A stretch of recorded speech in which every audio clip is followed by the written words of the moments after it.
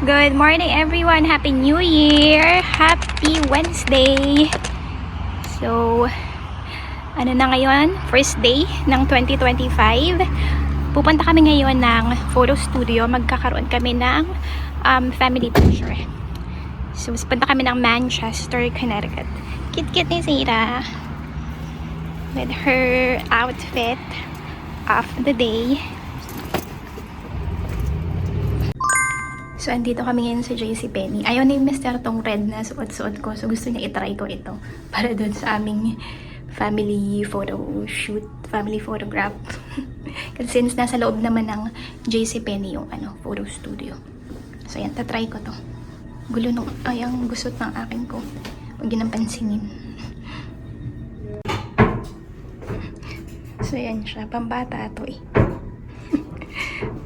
So, andito na kami sa portrait studio kasi may pinipicturan pa. Naantay lang namin matapos. Napaaga kami, 3:30 pa yung aming appointment.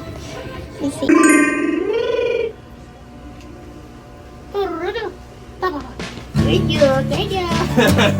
Right here, that 1, 2. She's scared of the She's scared of the flash. Today, break away. Forget our fear of what comes after. That was fun. Let's get mom to There we go. Hold on for better days. Let our past begin to shatter.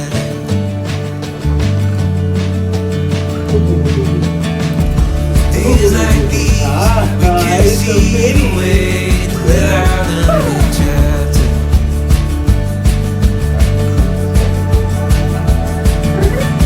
Tides come our way as we move closer to madness.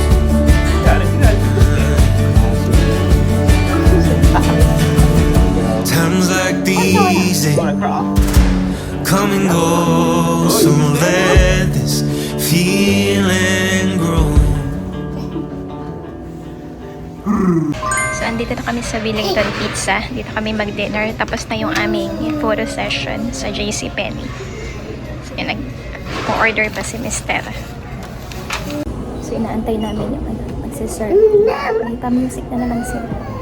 Grabe struggle kanina sa pagpipicture kay Zeta. Takbo siya ng takbo. Mahirap talaga pagka merong sunlight. Yan.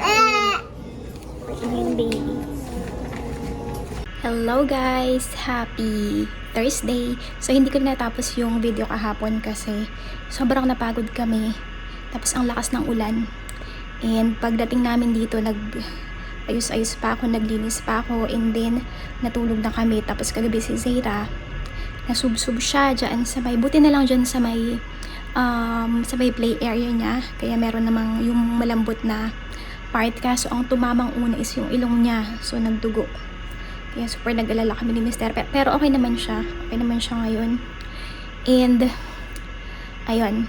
So, kung nakita nyo yung video or yung clip na andito sa video na to, nagkaroon kami ng New Year family photo shoot. Sa yun? Sa JCPenney Portrait Studio. And I think lahat ng JCPenney meron silang gano'n na services yata ha, hindi ko lang sure.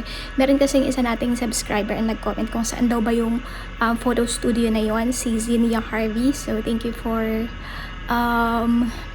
leaving your comments, sis, and Happy New Year to you. So, saan na yon? Sa JCPenney Portrait Studio, and yung exact place na yon is sa Manchester, Connecticut. So, kung meron man sa inyo dito sa US na interesado magkaroon ng family photoshoot, ayun, pwede nyo siyang i-consider. Yung area or yung location na pinuntahan namin, sobrang galing nung photographer. Tapos, niya, jolly. Si Mr. hindi yan tumatawa, nag-smile sa mga pictures, pero napasmile niya. Tapos, ayun, si Zeta tuwang-tuwa sa kanya. Tapos, niya, sobrang effort para maging maayos yung mga pictures. Since hindi ako nagmamakapal na makeup, ang nilagay ko lang talaga nun is nagkilay lang ako ng kaunti, tapos BB cream and lipstick. Wala akong nilagay sa mata or blush on. Kaya parang ang putla-putla ko dun sa picture na yun. Dapat pala nagmakapal ako ng araw na yun para at least mas okay siya sa picture. But anyway, okay naman, naging maayos naman yung result. So kung interesado kayong malaman kung magkano yung nagastos namin doon, meron naman silang website, pwede kayong pumunta doon. Pero yung sa amin, digital copies lang siya. Hindi kami kumuha nung mismong hard copy kasi mas mahal. Yung sa digital copy, ang total cost niya is nasa $200 plus. But since nakakuha kami ng discount doon sa pinakang website nila na $90, ang binayaran lang namin is $130 plus. Insert ko na lang dito yung receipt. So, medyo mahal siya, ano. Pero parang ganun din kasi yung presyo sa Pilipinas. Nung nagpapapicture ako doon, kami doon, sa Great Image, nasa 5,000 plus pesos din. Pero may kasama na yung yung malaking picture na nakalagay sa frame. Pero syempre, ganoon naman talaga. Iba naman ang price dito at price sa Pilipinas. So, ayun. And, same day, makukuha mo din naman yung digital copy. Yung sa amin, within 2 hours, sinend lang yung link sa email ko. Ida-download mo yung Shutterfly. So, gagawa ka ng account mo doon sa Shutterfly. Madali lang naman. Tapos yun, i-download mo dun yung mga pictures. Ano yun, parang unlimited na posing ang gusto mong gawin. So, okay siya. And, kaya namin ginawa yun. Meron kaming very special announcement or big announcement. So, sa mga susunod na video, ipapakita namin sa inyo kung ano ba yung announcement na yun. So, syempre, yung iba sa inyo, lalo yung mga friend ko sa aking personal Facebook, alam nyo na. So, wag na muna kayong mag-comment dyan. Ayun, excited na akong i-share sa inyo. Pasensya na kayo sa aking itsura at kakatapos ko lang mag-ayos dito. Pero naligo na naman ako kasi nag-meeting ako kaninang 10 a.m. So, itong suot ko, very comfy siya. Ayan. Ay, wait lang. Ayan siya. Pants. And then ito. Sa Shein ko to binili. Ang magaganda naman kasi talaga sa Shein, no? Mga comfortable siya. Yun nga lang, pagka talaga sobrang lamig dun sa inyong state o sa lugar nyo, para sa akin hindi talaga siya ginakaya. Kailangan mo mag-layer na mag-layer. Kaya yung mister ko, talagang pinush niya ako na bumili kahit isang klase lang ng magandang winter jacket, which is very worth it naman, although medyo pricey. Pero yung Shein talaga is maganda naman yung quality niya. Yun nga lang, anong tawag dito, pagka talaga super lamig, parang hindi siya kakayanin. Although yung mga magagandang brand dito na winter jackets na may proper insulation sa mga weather na kagaya dito is, yung iba kasi made in China din. Napanood ko yung kay Tommy Inday na video. Iba pa rin kasi yung material na ginagamit doon and yung material na ginagamit doon sa Shein, kaya mas mura. Love, come here. I'm gonna ask you something. I have no shirt on. You wear your shirt. Why are you always naked? It's so cold. With the same Mr. No, I want to show your sexy body. Ooh. Sexy. Show them your diarrhea belly. Tell them what happened to your belly. Got norovirus. You tell them. It's a gastrointestinal virus. It makes you very sick. You tell them what happened to you. Everybody's getting it. Here in the US, right? There's Yes. like an outbreak. There's many outbreaks, like hundreds of outbreaks of norovirus in the United States.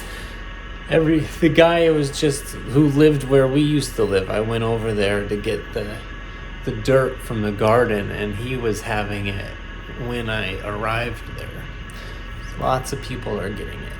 Anyways, what are you asking me? Nothing. I forgot. Nakalimutan ko itatanong kayo. Mister, pero ayun nga, mag-ingat kayo kasi merong outbreak ngayon yung norovirus na yan. Grabe yan si Mister, kaya siya napauwi nung nakaraan. Parang, di ba, umali siya ng Thursday, Christmas. So ayan na, puno na naman itong storage ng aking cellphone kasi nga ito lang cellphone ko ang ginagamit ko pag vlog. So anyway, bumalik siya agad. Umalis siya ng Thursday after Christmas. So Sabado pa lang bumalik na siya kasi nga nagkakaroon siya ng pagsusuka at diarrhea, yun na pala yun, norovirus. Pero ngayon naman ay okay na siya. So, dito sa US, mag-ingat kayo. Make sure na kung pupunta kayo sa public place at gagamit kayo ng CR, wash your hands properly kasi nga nagkakaroon ng madaming cases ng ganyang sakit.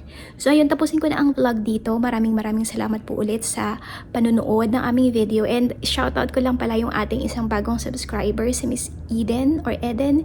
Thank you so much po sa pag-subscribe and sa pag-comment sa aming video. So maraming salamat ulit sa inyo, and we are very excited to share to you the big news for 2025 para sa aming pamilya. So, sa aming mga subscribers, sa aming mga viewers, again, thank you and abangan nyo po yan. So, thank you for watching and see you again next time. Bye!